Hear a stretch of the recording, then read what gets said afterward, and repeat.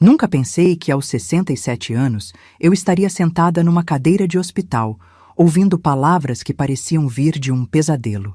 O Dr. Henrique, que me acompanha há mais de 10 anos, estava diferente naquela manhã de terça-feira. Seus olhos, normalmente calorosos, evitavam os meus enquanto ele mexia nos papéis sobre a mesa. Dona Leontina, preciso conversar com a senhora sobre os resultados dos seus exames. Meu coração disparou. Fazia 3 semanas que eu vinha sentindo dores de cabeça terríveis, diferentes de qualquer coisa que já havia experimentado. Era como se alguém estivesse martelando dentro da minha cabeça, principalmente do lado direito. No início, pensei que fosse estresse. Desde que me aposentei da escola onde trabalhei como professora por 35 anos, eu andava meio perdida, sem saber como preencher os dias. Os exames mostram que a senhora tem um tumor no cérebro. As palavras saíram da boca dele como se fossem de chumbo. Senti o mundo girar. Minha mão instintivamente foi para a cabeça, como se pudesse sentir essa coisa horrível crescendo lá dentro. Um tumor? Minha voz saiu fraca, quase um sussurro. Infelizmente, sim. E pelo tamanho e localização, está em estágio avançado. Precisamos começar o tratamento imediatamente. Mas antes de continuarmos com essa história, eu peço gentilmente que você se inscreva no canal, curta o vídeo e me diga de qual cidade você está me ouvindo. Me encantaria saber aonde está chegando as nossas histórias. Estágio avançado. Essas 2 palavras ecoaram na minha mente como um sino fúnebre. Pensei na minha filha Marina, que morreu de câncer aos 42 anos, há 5 anos atrás. Lembrei do sofrimento dela, de como a doença foi consumindo seu corpo dia após dia, até que não restou nada além de sombras. Doutor, eu vou morrer? Ele finalmente me olhou nos olhos.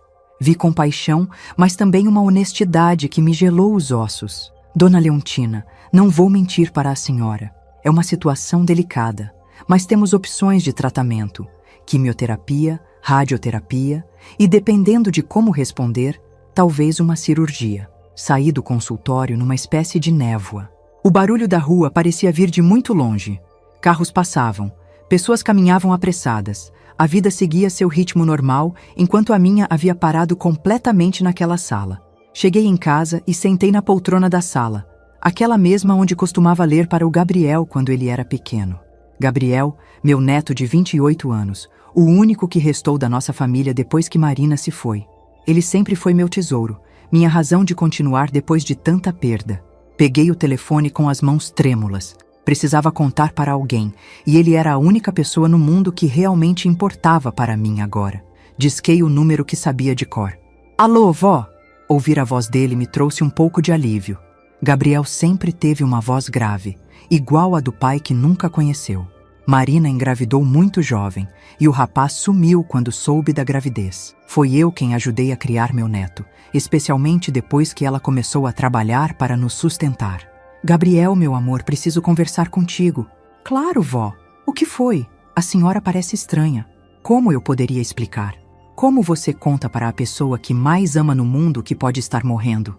Eu fui no médico hoje, Dr. Henrique. Lembra dele? Lembro, sim. Aquele senhor simpático que sempre perguntava de mim. Gabriel, minha voz começou a falhar. Ele disse que eu tenho um tumor no cérebro. O silêncio do outro lado da linha durou uma eternidade. Podia ouvir sua respiração, podia sentir o choque mesmo através do telefone. Como assim, vó? Tumor? Isso é grave? É sim, meu filho. Está em estágio avançado. Vou ter que fazer tratamento, quimioterapia, essas coisas todas. Comecei a chorar. Não conseguia mais segurar.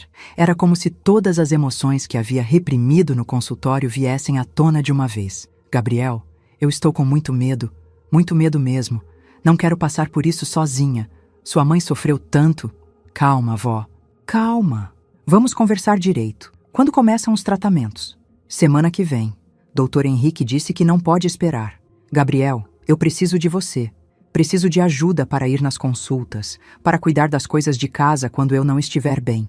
Você é a única família que me restou. Outra pausa. Mais longa dessa vez. Senti um frio na barriga. Vó, olha. Isso é muito complicado para mim agora. Como assim complicado? Não entendi. Eu e a Amanda, a gente está planejando uma viagem para Paris. Já compramos as passagens, já reservamos hotel. É o sonho dela conhecer a Europa. Senti como se alguém tivesse me dado um soco no estômago. Amanda era a namorada dele há 2 anos, uma menina de 25 anos que nunca gostou muito de mim. Sempre achei que ela via Gabriel como um trampolim para uma vida melhor. Gabriel, mas filho, eu estou falando de um tumor no cérebro. Eu posso morrer. Vó, eu entendo que é difícil, mas a senhora vai ficar bem. É uma pessoa forte. E olha, essa viagem é muito importante para Amanda. Se eu cancelar agora, ela vai me matar. Ela vai me matar. Ele disse isso sobre a namorada cancelar uma viagem enquanto eu estava literalmente enfrentando a possibilidade de morrer. Gabriel, por favor, eu criei você como se fosse meu filho. Quando sua mãe trabalhava, quem ficava contigo? Quando você estava doente, quem passava a noite acordada? Quando você precisava de dinheiro para a faculdade, quem vendeu as joias da sua avó para te ajudar? Vó, eu sei de tudo isso e sou grato. Mas isso não significa que eu tenho que abrir mão da minha vida. Abrir mão da vida dele. Eu estava pedindo para ele abrir mão da vida dele ao me ajudar nos momentos mais difíceis que eu já havia enfrentado. Então você não vai me ajudar? Vó, quando eu voltar de Paris, a gente conversa melhor. A viagem é só por 2 semanas. 2 semanas. Meu tratamento começaria na 2ª semana e ele estaria bebendo vinho francês e tirando fotos na Torre Eiffel. Gabriel, eu não estou pedindo para você cancelar a viagem. Estou pedindo para você estar aqui quando eu mais precisar. Vó, a senhora está sendo dramática.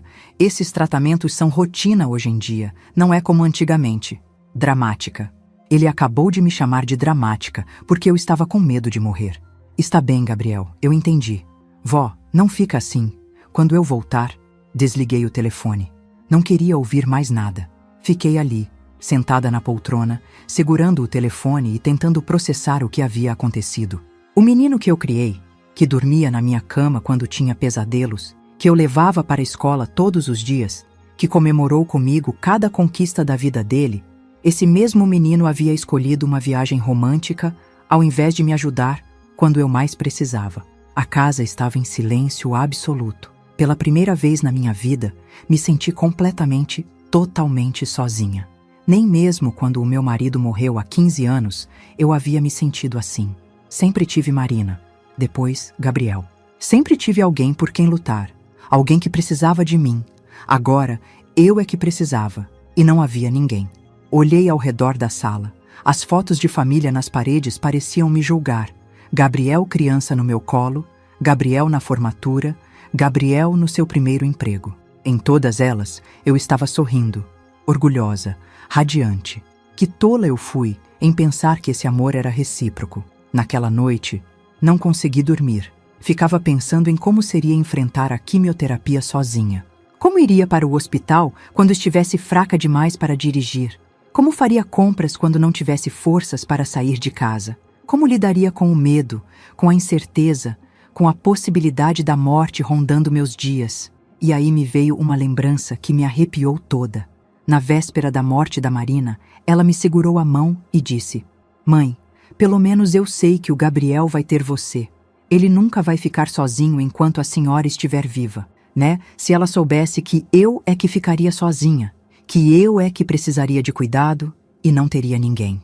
Os 5 dias que se seguiram àquela conversa telefônica foram os mais longos da minha vida. Tentei me concentrar nas coisas práticas que precisava resolver antes de começar o tratamento. Mas minha mente sempre voltava para a frieza na voz do Gabriel quando ele escolheu Paris ao invés de mim. Quinta-feira de manhã, o telefone tocou. Por um segundo, meu coração disparou pensando que poderia ser ele, que talvez tivesse mudado de ideia. Era apenas a secretária do Dr. Henrique confirmando minha primeira sessão de quimioterapia para segunda-feira. A senhora virá acompanhada? Ela perguntou com aquela voz profissional, mas gentil. Não. Virei sozinha. Dona Leontina, é importante ter alguém para levá-la para casa depois da sessão. Os efeitos colaterais podem aparecer rapidamente. Eu entendo, mas não tenho ninguém disponível. O silêncio do outro lado me fez perceber como essa frase soava patética. Uma mulher de 67 anos, professora aposentada, sem um único person para acompanhá-la numa quimioterapia. Vamos fazer assim, ela disse. Vou anotar aqui que a senhora está sozinha. Se precisar de alguma coisa durante o tratamento ou se sentir mal demais para dirigir, teremos como ajudar. Ajudar como? Pensei. Me carregando no colo até em casa? Sexta-feira à tarde, resolvi ligar para o Gabriel mais uma vez. Talvez se eu explicasse melhor, se ele entendesse a gravidade real da situação. Alô, vó! Dessa vez, a voz dele estava diferente. Animada demais, eufórica. Gabriel, como você está? Vó, imagine só. A gente conseguiu trocar as passagens para um voo melhor. Vamos ficar 3 semanas em Paris ao invés de 2. A Amanda está nas nuvens. 3 semanas. Agora eram 3 semanas. Gabriel, eu liguei porque... Vó, você não imagina como está sendo corrido aqui. Estamos comprando roupas, providenciando documentos. A Amanda quer aprender algumas palavras em francês antes de viajar. Ele estava falando como se estivesse contando para uma amiga casual sobre uma viagem qualquer. Como se não tivéssemos conversado sobre meu tumor 5 dias atrás. Filho, sobre o que conversamos na terça? Ah, sim, sobre seus exames. Como está se sentindo? Como estava me sentindo? Estava apavorada, sozinha, com medo de morrer, abandonada pela única pessoa que eu achava que me amava de verdade. Gabriel, segunda-feira começam meus tratamentos de quimioterapia. Segunda já? Nossa, que rápido! É porque não pode esperar. Dr. Henrique disse que cada dia faz diferença. Bom, então é melhor mesmo começar logo. A senhora sempre foi forte, vai dar conta. Sempre foi forte. Como se força fosse um superpoder que me protegesse de tumores cerebrais e solidão. Gabriel, eu estava pensando, talvez vocês pudessem adiar a viagem só por algumas semanas? Só até eu me adaptar ao tratamento, entender como meu corpo vai reagir? Vó, já conversamos sobre isso. A Amanda já pediu férias no trabalho dela. A gente já pagou tudo. Não dá para cancelar agora. Não estou pedindo para cancelar. Só adiar. Não dá, vó. Esse tipo de viagem você tem que aproveitar enquanto pode. A gente é jovem, não sabemos se vamos ter outra oportunidade. Enquanto podem. Eles eram jovens e não sabiam se teriam outra oportunidade de viajar para Paris. Eu tinha 67 anos e talvez não tivesse outra oportunidade de estar viva. Gabriel, você já parou para pensar que eu posso não estar aqui quando vocês voltarem? Vó, para de falar assim. Que coisa feia. Coisa feia. Minha possível morte era uma coisa feia. Não é coisa feia, Gabriel. É a realidade.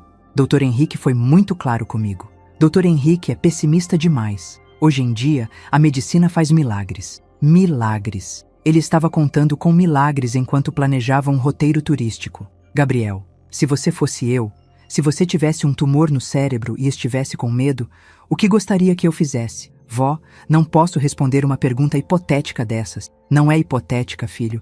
Estou pedindo para você se colocar no meu lugar. Vó, eu já disse que quando voltar pode ser tarde demais. Gritei. Nunca havia gritado com o Gabriel em toda a minha vida. Ele ficou em silêncio. Vó, a senhora está exagerando. Exagerando. Minha voz saiu embargada. Gabriel, quando sua mãe estava doente, eu larguei tudo para cuidar dela. Pedi licença na escola, cancelei a viagem que havia planejado com suas tias, não saí de perto dela nem um dia. Mas aquilo era diferente. Por quê? Porque era sua mãe, e eu sou só sua avó? Não é isso, vó? Então o que é, Gabriel? Me explica o que é tão diferente entre eu precisar de você agora e sua mãe ter precisado de mim antes. Vó, Olha, a Amanda está me chamando, temos que ir ver passaporte dela. Passaporte. Ele estava desligando o telefone para ir ver passaporte. Gabriel, espera. Vó, a gente conversa quando eu voltar, tá? Manda um beijão. E desligou. Fiquei segurando o telefone por alguns minutos, ouvindo o sinal de linha ocupada. Era como se aquele som estridente fosse a trilha sonora da minha vida naquele momento. Vazia, monótona, sem sentido. Naquela noite, pela primeira vez em muitos anos, chorei de verdade. Não foi aquele choro contido de quem está triste. Foi um choro desesperado, de quem percebeu que estava completamente sozinha no mundo. Lembrei de todas as vezes que coloquei Gabriel em primeiro lugar. Quando ele tinha 8 anos e quebrou o braço, fiquei uma semana inteira dormindo no hospital. Quando ele fez 18 anos, gastei o dinheiro que havia juntado para reformar a casa numa festa de aniversário que ele nem aproveitou direito. Quando ele precisou de dinheiro para a faculdade, vendi a aliança do meu casamento. A única lembrança física que eu tinha do meu marido. Sempre achei que esse amor seria retribuído quando eu precisasse, que os cuidados que dediquei a ele voltariam para mim na forma de companhia, carinho, atenção. Que família significava estar presente nos momentos difíceis? Sábado de manhã, tentei me manter ocupada organizando a casa. Se eu ia passar mal com a quimioterapia, pelo menos queria deixar tudo em ordem. Estava dobrando roupas no quarto quando encontrei uma foto antiga entre as coisas de uma gaveta. Era uma foto de Gabriel aos 15 anos, no dia da formatura do ensino médio. Ele estava usando um terno que compramos juntas, sorrindo de orelha a orelha, com o braço em volta da minha cintura. No verso, ele havia escrito com aquela letra torta de adolescente: "Para a melhor vó do mundo, te amo para sempre." Para sempre havia durado 13 anos. Domingo foi o dia mais difícil. Era a véspera do meu primeiro tratamento e não conseguia parar de pensar em como seria. Já havia lido na internet sobre os efeitos colaterais da quimioterapia: náusea, vômito, perda de cabelo, fraqueza extrema. Marina tinha passado por tudo isso e eu havia estado lá para cada momento ruim. Quem estaria lá para os meus momentos ruins? Tentei imaginar Gabriel em Paris, caminhando de mãos dadas com Amanda pela Champs-Élysées, tirando fotos na Torre Eiffel, experimentando vinhos caros em bistrôs românticos. Será que em algum momento ele pensaria em mim? Será que se sentiria culpado? Nem que fosse por 5 minutos? À noite, resolvi fazer alguma coisa que nunca havia feito. Liguei para as informações e perguntei sobre serviços de acompanhamento para pessoas em tratamento médico. A moça que me atendeu foi muito gentil e explicou que existiam voluntários que poderiam me levar ao hospital e ficar comigo durante as sessões. É um serviço gratuito, dona Leontina. Muitas pessoas precisam desse tipo de ajuda. Muitas pessoas. Eu não estava sozinha na minha solidão. Isso me deu um estranho conforto. Como eu faço para solicitar? A senhora pode ligar segunda-feira de manhã. Tentamos providenciar alguém no mesmo dia, mas recomendamos que avise com antecedência quando possível. Segunda-feira de manhã. O dia que mudaria minha vida para sempre. O dia que eu descobriria se tinha força suficiente para enfrentar a doença sem ter ninguém segurando minha mão. Depois que desliguei, olhei ao redor da casa que havia sido meu porto seguro por tantos anos. Tudo ali tinha uma história, uma memória. A maioria delas incluía Gabriel. O sofá onde ele fazia lição de casa, a cozinha onde tomávamos café da manhã juntos nos fins de semana, o quarto de hóspedes que se transformou no quarto dele durante a adolescência. Amanhã, tudo isso ficaria para trás. Amanhã, começaria uma batalha que talvez não conseguisse vencer. E começaria sozinha. Mas naquele momento, uma coisa começou a nascer dentro de mim. Não era raiva, não era tristeza. Era algo que eu nunca havia sentido antes. Uma mistura de determinação com liberdade. Se eu ia enfrentar isso sozinha, então enfrentaria do meu jeito. Se não tinha ninguém para me decepcionar, também não tinha ninguém para me limitar. Gabriel havia feito sua escolha. Agora era a hora de eu fazer a minha. Na segunda-feira, quando acordasse, seria uma mulher diferente da que adormeceria naquela noite. E talvez, só talvez, essa nova mulher fosse mais forte do que eu imaginava. Eu peço gentilmente que você se inscreva no canal, curta o vídeo e me diga de qual cidade você está me ouvindo. Dessa forma, você me motiva a continuar contando mais relatos para você. Segunda-feira chegou como um pesadelo que você sabe que não pode evitar. Acordei às 5 da manhã, mesmo tendo programado o despertador para as 6. Meu corpo estava tenso, como se soubesse que aquele seria o primeiro dia de uma batalha que duraria meses. Tomei banho devagar, escolhi uma roupa confortável e tentei tomar café, mas meu estômago estava embrulhado. Liguei para o serviço de voluntários que havia encontrado no domingo e uma voz feminina muito doce me atendeu. Bom dia, dona Leontina. Meu nome é Carla. Soube que a senhora precisa de acompanhamento para o tratamento hoje. É sim, quimioterapia no Hospital São Lucas às 8 horas. Perfeito. Estarei na sua casa às 7h15. A senhora tem alguma dificuldade para caminhar? Não, não tenho. Ótimo. Vou levá-la e ficar com a senhora durante todo o processo. Depois a trago de volta para casa. Quando Carla chegou, fiquei surpresa. Era uma mulher de uns 40 anos, com um sorriso genuíno e olhos bondosos. Dirigia um carro pequeno, mas limpo e organizado. A senhora está nervosa? Ela perguntou, enquanto saíamos de casa. Muito. É normal. Na primeira vez sempre é pior. Depois a gente se acostuma. A senhora já fez quimioterapia? Fiz, sim. Câncer de mama há 3 anos. Por isso resolvi ser voluntária. Sei como é difícil enfrentar isso sozinha. Pela primeira vez em dias, não me senti completamente sozinha. O hospital estava movimentado, cheio de gente entrando e saindo. Carla me acompanhou até o setor de oncologia, um lugar que eu tentava evitar mesmo quando visitava outros pacientes. As paredes eram pintadas de um azul claro que tentava ser reconfortante, mas apenas me lembrava de hospitais. Dona Leontina, uma enfermeira, chamou meu nome. Era uma mulher jovem, de uns 30 anos, com cabelo cacheado preso num rabo de cavalo. Sou eu. Meu nome é Juliana. Vou cuidar da senhora hoje. É a primeira vez? É. A senhora veio acompanhada? Olhei para a Carla, que sorriu e acenou. Vim sim. Ótimo. Vamos para a sala então. A sala de quimioterapia era diferente do que eu imaginava. Tinha várias poltronas reclinadas, como as de dentista, cada uma com uma mesinha ao lado e um aparelho com fios e tubos. Algumas estavam ocupadas por pessoas em diferentes estágios de tratamento. A senhora pode escolher qualquer poltrona disponível, disse Juliana. Escolhi uma perto da janela. Carla se acomodou numa cadeira ao lado. Agora vou instalar o acesso venoso. Vai sentir só uma picadinha. Juliana foi muito gentil, explicando cada passo. Instalou uma agulha no meu braço direito e conectou um tubo transparente. O medicamento vai entrar devagar. Leva cerca de 3 horas. Se sentir qualquer coisa estranha, qualquer desconforto, me chama imediatamente. E assim começou. Observei o líquido claro descendo pelo tubo e entrando no meu corpo. Parecia surreal que algo tão simples pudesse combater o tumor que estava crescendo dentro da minha cabeça. Como a senhora está se sentindo? Carla perguntou depois de meia hora. Por enquanto, normal. Às vezes demora um pouco para os efeitos aparecerem. Olhei ao redor da sala. Na poltrona ao lado, um homem de uns 50 anos estava dormindo. Do outro lado, uma mulher mais nova que eu tricotava enquanto recebia o medicamento. Todo mundo ali estava lutando contra alguma coisa invisível dentro do próprio corpo. Posso perguntar uma coisa? Disse para Carla. Claro.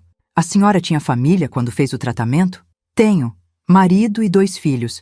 Mas nem sempre eles podiam me acompanhar. O Roberto trabalha, as crianças estudam. A vida não para porque a gente está doente. E como foi? No começo foi muito difícil. Eu me sentia um peso para todo mundo. Depois percebi que estava desperdiçando energia me sentindo culpada, ao invés de usar essa energia para melhorar. Fiquei pensando nisso. Será que eu estava desperdiçando energia me sentindo abandonada pelo Gabriel, ao invés de focar na minha cura? Na segunda hora de tratamento, comecei a sentir náusea, uma sensação ruim que subia do estômago e me dava vontade de vomitar. Juliana, estou me sentindo enjoada. Ela veio rapidamente com um medicamento para a náusea. É normal, dona Leontina. Esse remédio vai ajudar. A náusea melhorou, mas veio uma fraqueza estranha, como se minha energia estivesse sendo drenada junto com o medicamento. Quer que eu ligue para alguém da sua família? Carla perguntou preocupada. Não tenho ninguém para ligar. Ela me olhou com uma expressão que misturava surpresa e compaixão. Ninguém? Meu neto está viajando para Paris. Não consegui esconder a amargura na voz. Carla não disse nada, apenas segurou minha mão. Depois de 3 horas, o tratamento terminou. Juliana retirou o acesso e me deu uma lista de cuidados para os próximos dias. A senhora vai sentir cansaço, talvez náusea. É importante comer, mesmo sem vontade. Beba bastante água. E qualquer coisa, ligue para cá. Carla me levou para casa e me ajudou a chegar até a poltrona da sala. A senhora quer que eu fique mais um pouco? Não precisa. Já fez demais. Dona Leontina, posso falar uma coisa? Pode. Eu sei que deve ser difícil não ter família por perto, mas às vezes as pessoas que a gente menos espera acabam virando nossa família de escolha. Depois que ela foi embora, fiquei na poltrona pensando nessas palavras. Família de escolha. Os dias seguintes foram uma montanha russa de sensações. Terça-feira, acordei com uma fraqueza absurda, como se tivesse corrido uma maratona. Quarta-feira, a náusea voltou com força e mal consegui sair da cama. Quinta-feira me senti um pouco melhor, mas percebi que alguns fios de cabelo estavam saindo quando penteava. Sexta-feira, Juliana ligou para saber como eu estava. É normal, dona Leontina. O organismo está se adaptando. Como está na alimentação? Difícil. Tudo tem gosto estranho. A senhora está sozinha para fazer comida? Estou. Posso sugerir uma coisa? Tem uma senhora aqui no bairro que faz marmitas especiais para pacientes em tratamento. Comida leve, saborosa, que ajuda com a náusea. Quer o telefone dela? Quero sim. No sábado, Dona Rosa apareceu na minha porta com uma sacola térmica. Você é a Dona Leontina? Juliana me falou de você. Era uma senhora negra, de uns 60 anos, com um sorriso caloroso e jeito de mãe. Trouxe algumas coisinhas para você experimentar. Caldo de galinha com gengibre, arroz branco bem temperadinho e um chá de hortelã que é ótimo para a náusea. Quanto eu devo? Deixa isso para lá agora. Come primeiro, vê se gosta, depois a gente acerta. A comida dela era deliciosa. Fazia tempo que eu não sentia prazer em comer alguma coisa. Dona Rosa, posso perguntar por que faz isso? Perdi meu marido de câncer há 5 anos. Na época, não sabia cozinhar as coisas certas para ele. Aprendi depois que já era tarde demais. Agora, ensino outras pessoas e ajudo quem está passando pelo que a gente passou. Mais uma pessoa que transformou a dor em propósito. A segunda sessão de quimioterapia foi mais fácil. Já sabia o que esperar e Carla estava lá novamente. Dessa vez conversamos mais e descobri que ela tinha perdido a mãe jovem e que cuidar de pacientes com câncer era uma forma de honrar a memória dela. Sabe o que aprendi durante meu tratamento? Ela disse enquanto esperávamos o medicamento fazer efeito. O quê? Que a gente descobre uma força que não sabia que tinha. É como se a doença arrancasse tudo que é supérfluo e deixasse só o que é essencial. E o que é essencial? A vontade de viver, a capacidade de amar a si mesma, a coragem de seguir em frente mesmo quando tudo parece perdido. Nas semanas seguintes, minha rotina mudou completamente. Segunda, quarta e sexta eram dias de tratamento. Terça e quinta eram dias de recuperação. Fins de semana eram para tentar recuperar um pouco de energia. Parei de esperar ligações do Gabriel. Parei de ficar olhando o telefone. Parei de contar os dias para ele voltar de Paris. Em vez disso, comecei a contar os dias até a próxima consulta com o Dr. Henrique, até o próximo exame, até saber se o tratamento estava funcionando. Dona Rosa vinha 2 vezes por semana trazer comida. Juliana ligava nos fins de semana para saber como eu estava. Carla me mandava mensagens de bom dia. Tinha um porteiro do prédio, seu João, que sempre perguntava como estava indo o tratamento e se precisava de alguma coisa do mercado. Lentamente, percebi que estava criando uma rede de cuidado. Não era a família que eu esperava ter, mas eram pessoas que genuinamente se importavam comigo. Na 6ª sessão de quimioterapia, meu cabelo começou a cair de verdade. Acordei com o travesseiro cheio de fios e percebi que tinha algumas falhas na cabeça. Dona Leontina, quer que a gente providencie uma peruca? Juliana perguntou. Não sei. Como é? A gente tem um banco de perucas doadas. Tem vários modelos, várias cores. Voltei para casa com uma peruca castanha, parecida com meu cabelo natural. Coloquei na cabeça e me olhei no espelho. Era eu, mas diferente, como se a doença tivesse revelado uma versão minha que eu não conhecia. Naquela noite, tirei a peruca e fiquei observando minha cabeça quase careca no espelho. No começo, me assustei. Depois, senti uma coisa estranha. Liberdade, como se estivesse me libertando não só do cabelo, mas de uma versão antiga de mim mesma. A Leontina, que dependia do Gabriel para se sentir importante, não existia mais. A Leontina, que colocava todo mundo na frente dela própria, estava desaparecendo junto com o cabelo. No lugar dela, estava nascendo uma mulher que eu não conhecia, mas que estava começando a respeitar. 3 meses depois da primeira sessão, Dr. Henrique pediu novos exames, tomografia, ressonância, exames de sangue. Fiquei uma semana inteira esperando os resultados, numa ansiedade que misturava medo e esperança. Quando ele me chamou no consultório, seu rosto estava diferente, mais relaxado. Dona Leontina, tenho boas notícias. Meu coração parou. O tumor diminuiu significativamente. A quimioterapia está funcionando melhor do que esperávamos. Comecei a chorar, não de tristeza, mas de alívio, de gratidão, de uma alegria que eu não sentia há muito tempo. Isso significa que vou ficar boa?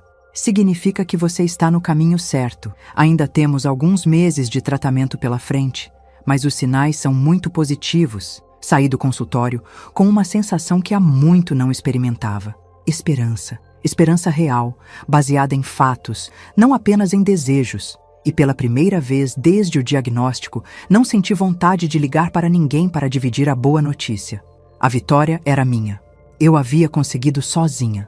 8 meses depois daquela primeira sessão de quimioterapia que me deixou tão assustada, estava novamente no consultório do Dr. Henrique.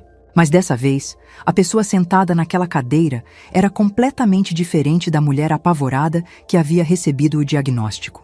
Meu cabelo estava crescendo de volta, mais grisalho que antes, mas mais cheio também, como se a quimioterapia tivesse renovado até os folículos. Eu estava uns 5 quilos mais magra, mas me sentia mais forte do que havia me sentido em anos. Dona Leontina, Dr. Henrique disse, sorrindo antes mesmo de começar a falar, tenho o prazer de informar que seus últimos exames mostraram ausência completa de atividade tumoral. Ausência completa. As palavras ecoaram na minha mente como música. Isso significa que você venceu. O tumor desapareceu. Você está curada. Curada. Depois de 8 meses de luta, de tratamentos que me deixavam exausta, de enjoos, de perder cabelo, de enfrentar a possibilidade da morte todos os dias, eu tinha vencido. Mas o que me surpreendeu foi que não senti vontade de chorar. Não senti aquela explosão de emoção que esperava. Em vez disso, senti uma paz profunda, como se meu corpo e minha mente finalmente pudessem relaxar depois de meses em estado de alerta. Doutor, eu preciso continuar fazendo algum tratamento? Vamos fazer acompanhamento. Exames de rotina de 6 em 6 meses no primeiro ano, depois anualmente. Mas o tratamento ativo acabou. Saí do hospital andando devagar. Não porque estava fraca, mas porque queria aproveitar cada segundo daquele momento. O sol estava brilhando, as árvores estavam floridas, e pela primeira vez em quase 1 ano, o futuro não era uma pergunta assustadora, mas uma possibilidade cheia de esperança. Carla estava me esperando na recepção. Nos últimos meses, nossa relação havia evoluído de voluntária e paciente para uma amizade genuína. Ela continuou me acompanhando mesmo depois que eu já sabia o caminho de cor, porque ambas descobrimos que gostávamos da companhia uma da outra. E então? Ela perguntou, ansiosa, curada.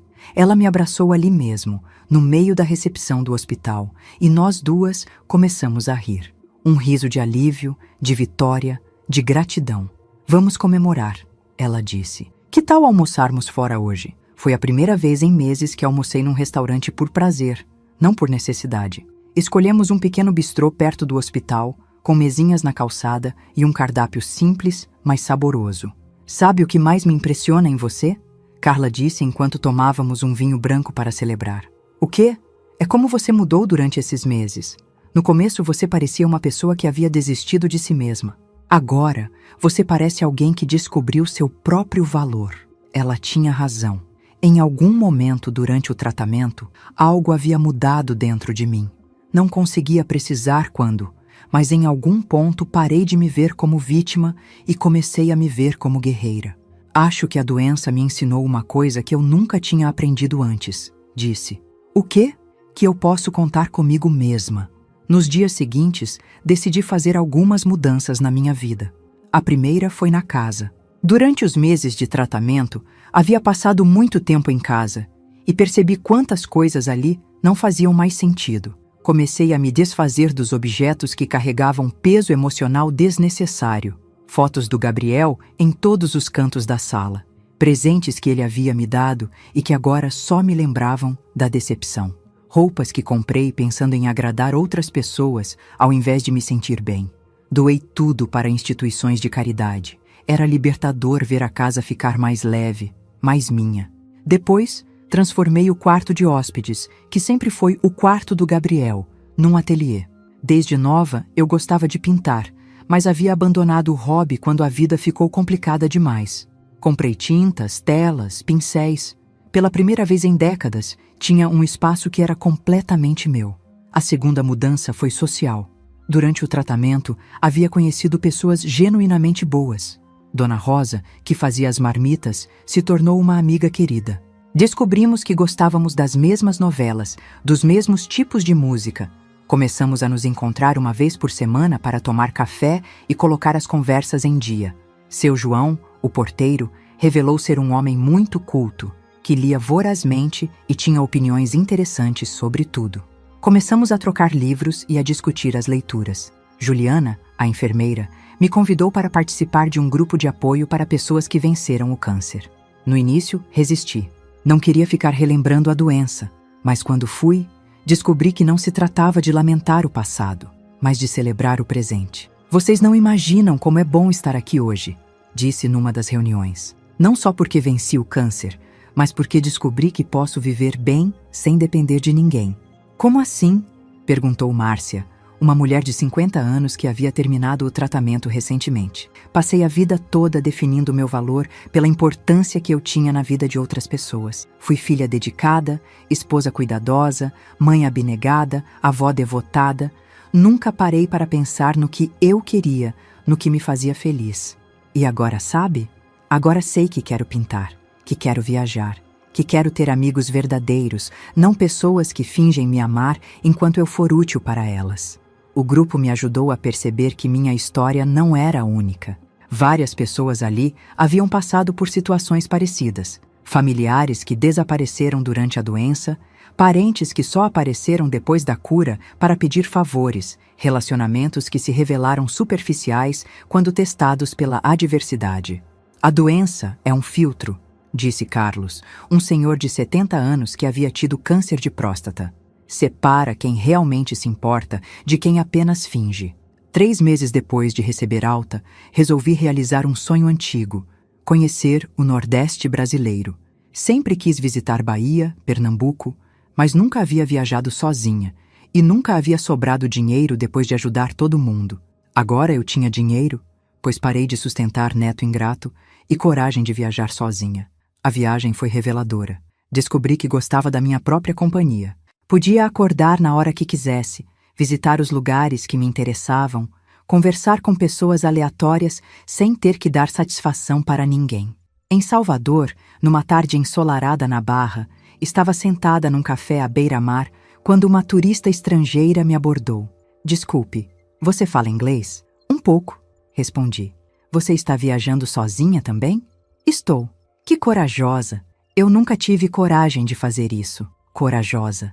Ninguém nunca havia me chamado de corajosa antes. Sempre fui vista como cuidadosa, responsável, confiável.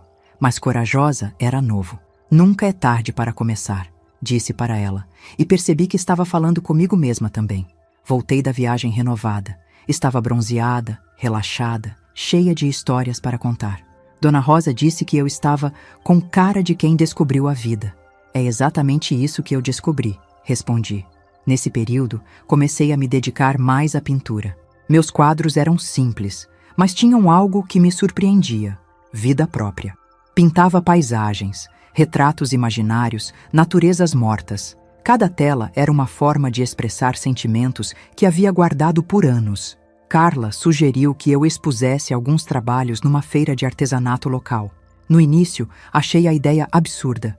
Quem compraria quadros de uma professora aposentada de 67 anos? Para minha surpresa, vendi 3 quadros no primeiro fim de semana. Não pelo dinheiro, que era pouco, mas pela sensação de que meu trabalho tinha valor para outras pessoas. Suas cores são muito alegres, disse uma moça que comprou um quadro de girassóis. Dá para sentir que foram pintados por alguém feliz. Feliz. Outra palavra que há muito tempo não usavam para me descrever. 6 meses depois da alta médica, estava numa rotina completamente nova. Acordava quando tinha vontade, tomava café lendo um livro, passava as manhãs pintando, almoçava com Dona Rosa ou Carla, dedicava as tardes a algum hobby ou compromisso social. 3 vezes por semana, fazia caminhada no parque com outras pessoas do grupo de apoio. Uma vez por mês, participava de atividades culturais, teatro, cinema, exposições. Nos fins de semana, recebia visitas ou visitava meus novos amigos. Era uma vida simples, mas plena. Uma vida que eu havia construído para mim, baseada nas minhas escolhas, nos meus desejos, na minha vontade. O mais impressionante era como me sentia fisicamente. Apesar de ter passado por uma doença grave, me sentia mais disposta do que havia me sentido em anos. Como se a energia que gastava cuidando de todo mundo tivesse voltado para mim. Você está radiante, disse Dr. Henrique na consulta de acompanhamento. Me sinto radiante. A cura do câncer, às vezes, é mais do que física. Às vezes é emocional também. Ele tinha razão. Eu não havia curado apenas um tumor. Havia curado décadas de negligência comigo mesma, de relacionamentos desequilibrados, de expectativas não correspondidas. Uma noite, estava organizando papéis antigos quando encontrei uma carta que havia escrito para o Gabriel logo depois do diagnóstico, mas nunca tive coragem de enviar. Na carta, eu implorava para ele me ajudar. Explicava como estava assustada, como precisava dele. Ler aquela carta foi como olhar para uma pessoa que não existia mais. A Leontina que escreveu aquelas palavras estava desesperada, dependente, disposta a mendigar afeto. A Leontina que estava lendo a carta 1 ano depois era independente, forte, rodeada de pessoas que a amavam sem condições, sem cobranças. Rasguei a carta e joguei no lixo. Não porque estava com raiva do passado, mas porque aquela versão de mim não precisava mais existir. Naquela mesma semana, algo me chamou a atenção. Estava verificando os extratos bancários quando percebi que havia economizado mais dinheiro nos últimos 6 meses do que nos 2 anos anteriores. Não porque estava ganhando mais, mas porque não estava sustentando ninguém além de mim mesma. Sempre achei que ajudar família financeiramente era obrigação. Agora percebia que havia sido exploração disfarçada de amor. Com esse dinheiro extra, decidi fazer algumas melhorias na casa. Pintei as paredes, troquei alguns móveis, instalei um ar-condicionado no quarto. Pela primeira vez, estava investindo em mim mesma sem culpa. Na véspera de completar 1 ano desde o diagnóstico, resolvi fazer uma retrospectiva. Escrevi numa folha de papel tudo o que havia perdido e tudo o que havia ganho durante aquele período. Perdas, cabelo que voltou, peso que recuperei, ilusões sobre família que eram tóxicas mesmo, medo da solidão que descobri ser liberdade, ganhos, saúde, autoestima, independência, amigos verdadeiros, hobbies, paz interior, coragem de viver para mim mesma. O balanço era claramente positivo. Naquela noite, deitei na cama com uma sensação de gratidão profunda. Gratidão pela cura, mas principalmente pela mulher que eu havia me tornado durante o processo. Se alguém me dissesse 1 ano atrás que a pior coisa que poderia me acontecer, um tumor cerebral e o abandono da família, se transformaria na melhor coisa que me aconteceu em décadas, eu acharia que a pessoa estava louca. Mas era exatamente isso que havia acontecido. A doença me libertou de relacionamentos tóxicos, me ensinou meu próprio valor, me deu coragem para viver autenticamente. Estava adormecendo quando o telefone tocou. Era quase meia-noite, horário estranho para ligações. Por um segundo, pensei se poderia ser alguma emergência com Dona Rosa ou Carla. Olhei o número no visor do telefone e meu coração acelerou. Era um número internacional, um número que eu reconhecia, mesmo depois de quase 1 ano sem vê-lo.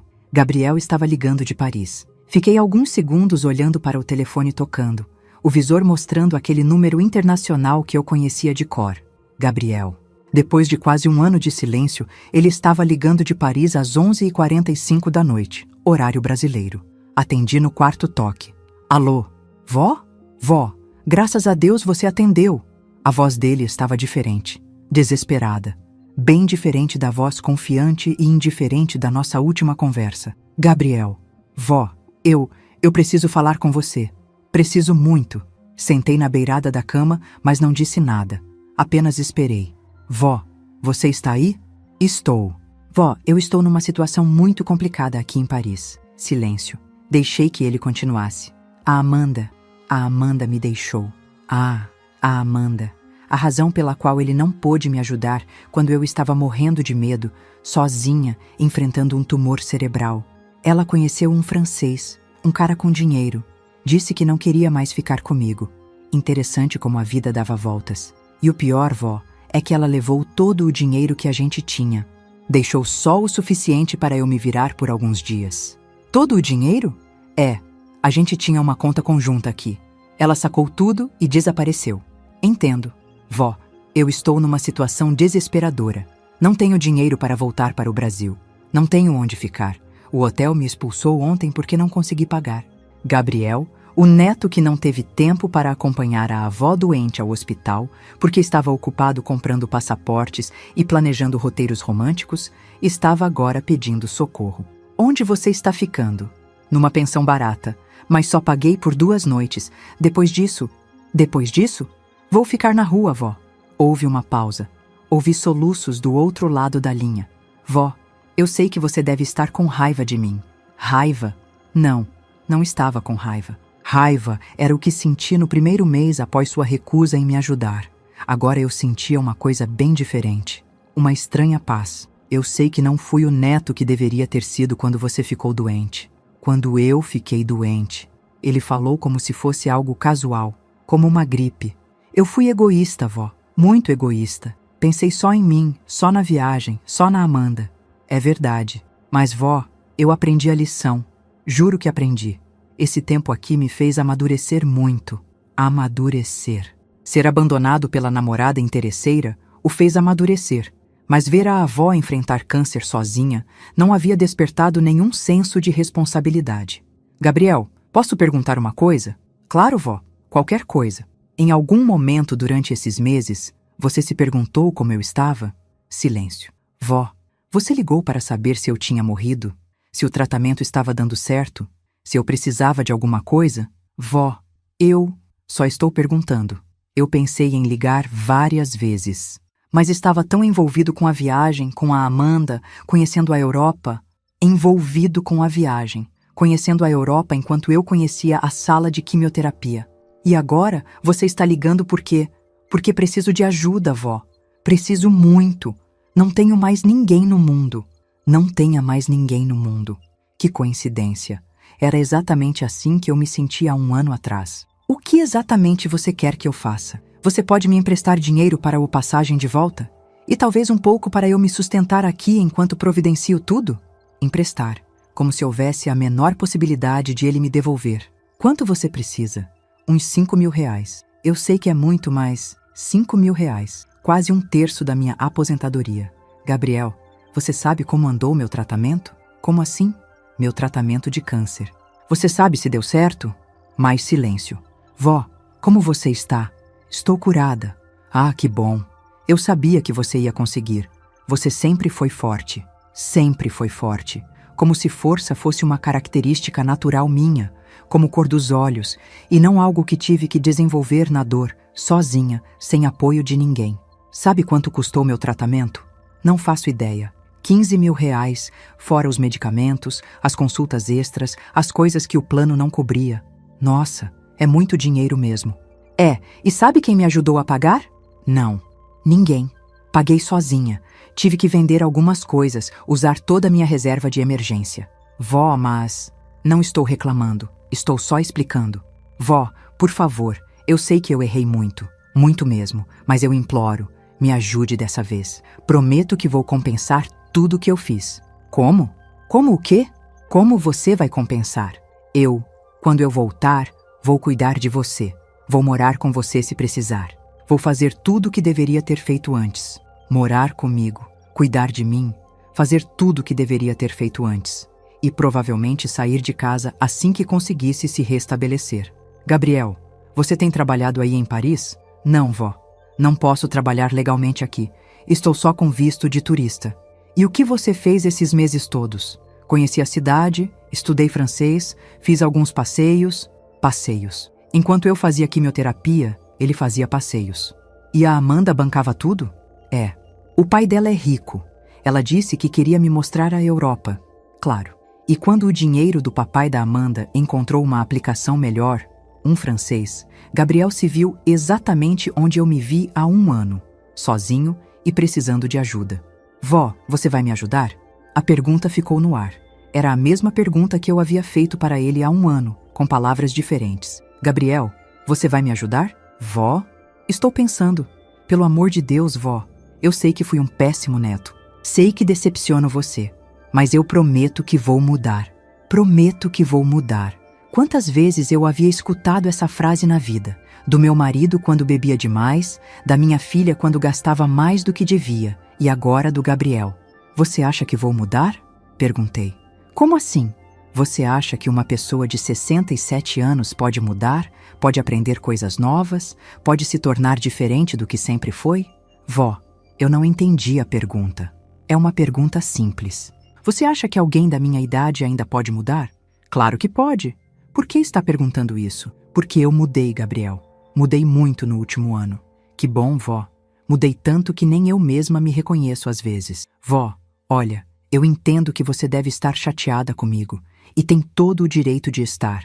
Mas, por favor, me ajuda dessa vez. É a última vez que vou pedir alguma coisa para você. A última vez. Igual ao alcoólatra que promete que é a última bebida. Igual ao viciado em jogo que promete que é a última aposta. Gabriel, você quer saber uma coisa que aprendi esse ano? O quê? Aprendi que quando a gente realmente ama alguém, esse amor não depende da pessoa estar num momento bom ou ruim. É amor incondicional. É verdade, vó. Aprendi também que quando o amor é só interesseiro, ele só aparece quando a pessoa precisa de alguma coisa. Silêncio. Vó.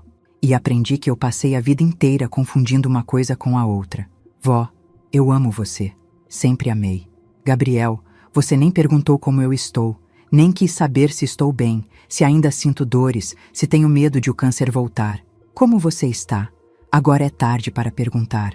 Vó, por favor, deixa eu te contar como eu estou, já que você não perguntou por interesse real.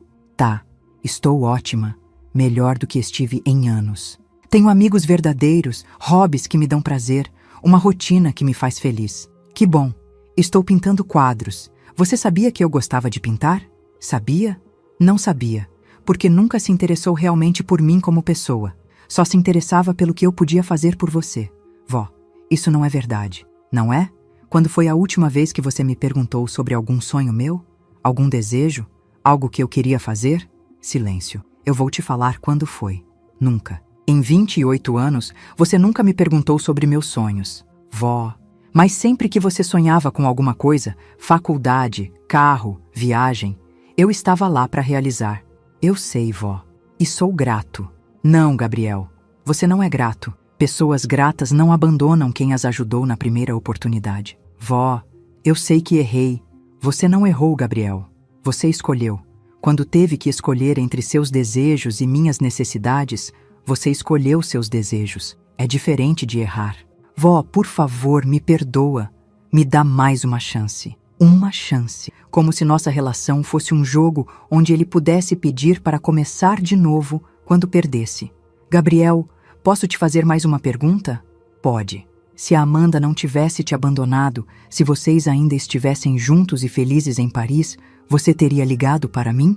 A pausa foi longa demais. Longa o suficiente para responder a pergunta. Vó, eu... Pode falar a verdade. Provavelmente não. Finalmente, honestidade. Obrigada por ser honesto. Vó, mas isso não significa que eu não te amo. Gabriel, sabe qual é a diferença entre amor e conveniência? Qual? Amor você sente mesmo quando não precisa de nada.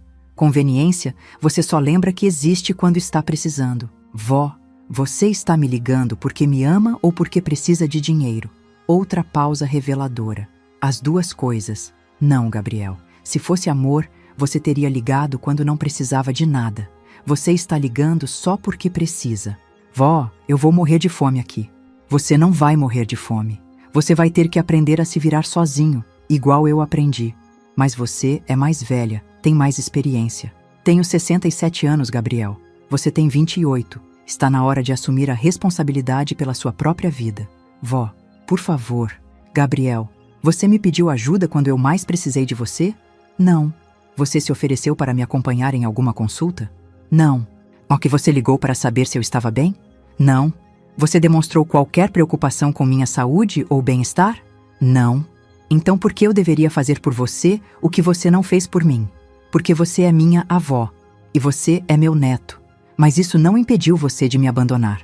Vó, eu estava confuso. Confuso?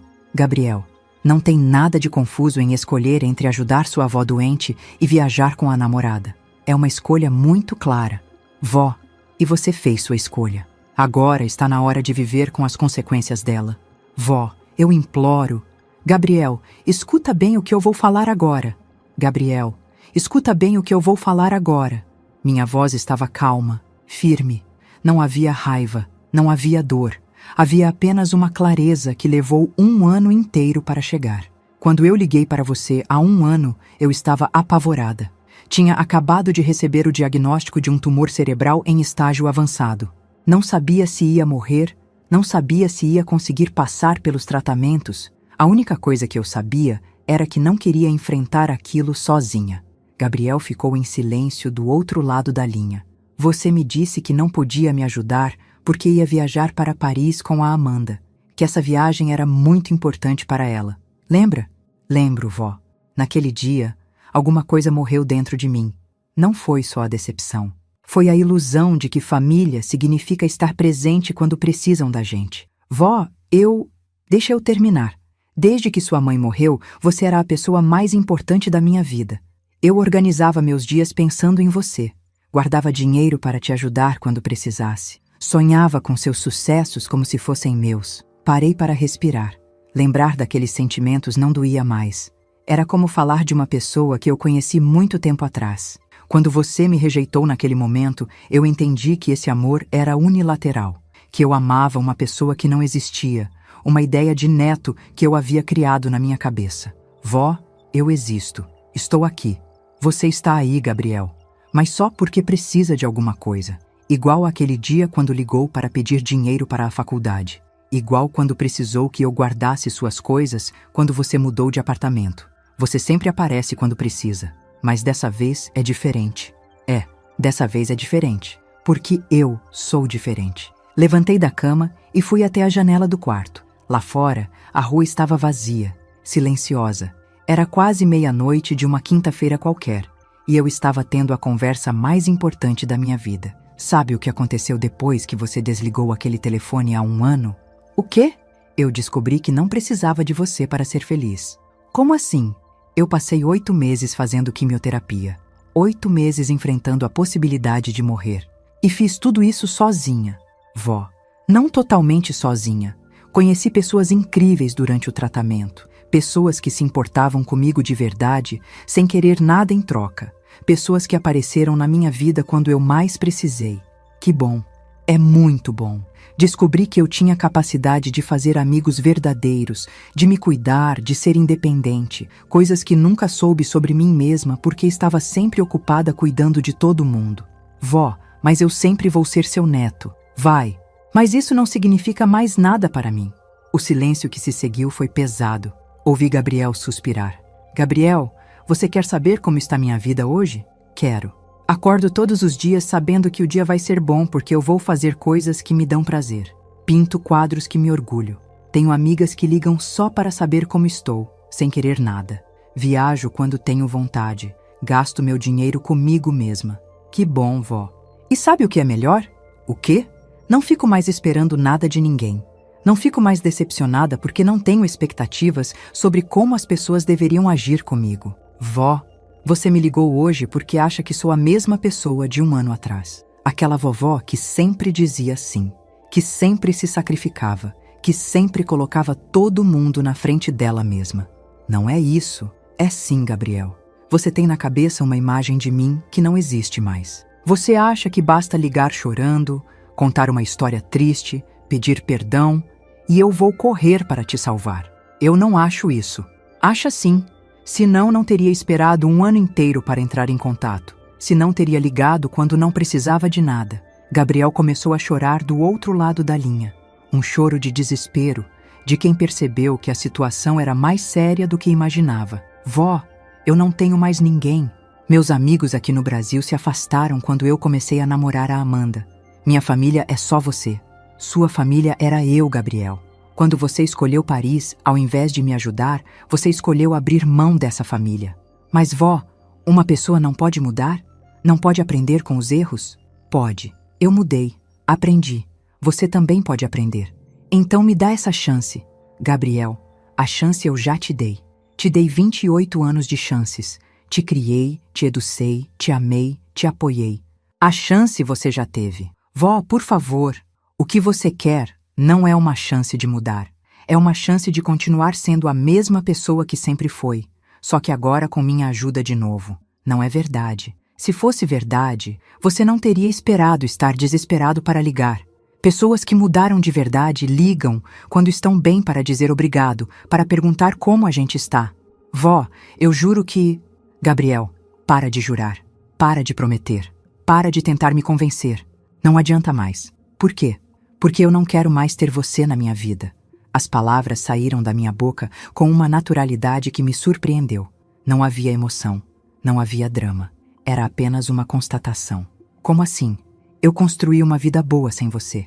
Uma vida em que eu sou valorizada, respeitada, amada de verdade. Por que eu iria querer complicar essa vida, trazendo de volta alguém que só aparece quando precisa de alguma coisa? Mas, vó, Gabriel, você me causou a pior dor da minha vida. Pior que o câncer, pior que a quimioterapia, pior que a possibilidade de morrer. Que dor? A dor de descobrir que o amor que eu sentia não era correspondido. A dor de perceber que eu era só útil, não amada. Mas eu amo você? Não, Gabriel. Você ama a ideia de ter uma avó sempre disponível para te ajudar. É diferente. Vó, você quer uma resposta para seu pedido de ajuda? Quero. A resposta é não. Simples assim. 2 palavras que mudavam tudo. Vó, você não pode falar sério. Estou falando sério. Não vou te mandar dinheiro. Não vou te resgatar. Não vou resolver seus problemas. Mas, vó, você me disse 1 ano atrás que não podia abrir mão da sua vida para me ajudar. Hoje eu estou te dizendo a mesma coisa. Não vou abrir mão da minha vida para te ajudar. Mas é diferente. Por quê? Porque agora você é que está precisando? Gabriel ficou sem resposta. Gabriel, você é um homem de 28 anos.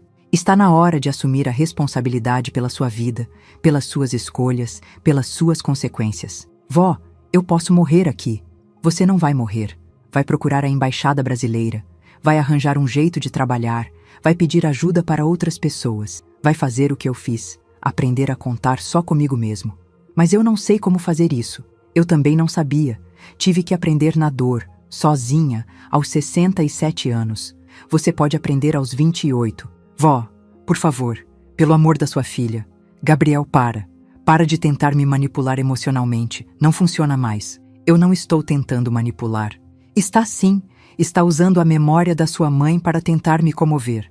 Mas sua mãe está morta há 5 anos. E se ela estivesse viva, ficaria envergonhada da pessoa que você se tornou. Como você pode falar uma coisa dessas? Porque é verdade. Marina criou você para ser um homem de caráter, responsável, que cuida da família. Você se tornou o oposto disso. Vó, Gabriel, esta conversa terminou aqui. Espera. Não, não vou esperar. Esperei 1 ano para você dar sinal de vida. Esperei você se lembrar que eu existia. Agora não vou esperar mais nada. Vó, você está sendo muito cruel. Cruel? Gabriel, cruel foi você me abandonar quando eu estava com câncer.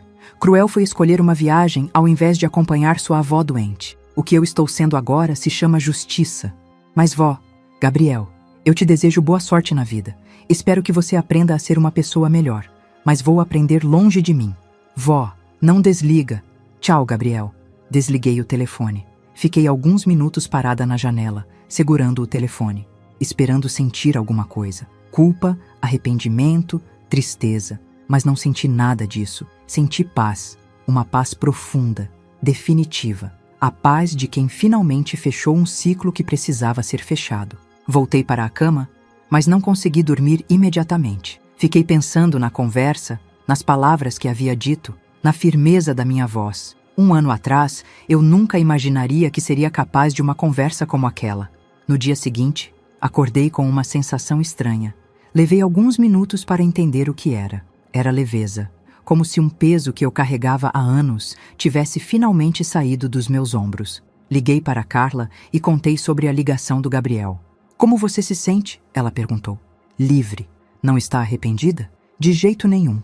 Pela primeira vez na minha vida, coloquei meus sentimentos e minha dignidade na frente da obrigação familiar. E como é essa sensação? É libertadora. Naquela tarde, estava pintando um quadro novo, uma paisagem com girassóis, quando tocaram a campainha. Era Dona Rosa, trazendo um bolo que havia feito. Achei você meio estranha hoje de manhã, quando nos encontramos no mercado, ela disse. Parecia diferente. Diferente como? Mais leve. Como se tivesse resolvido algum problema importante. Contei para Dona Rosa sobre a ligação do Gabriel e sobre minha decisão.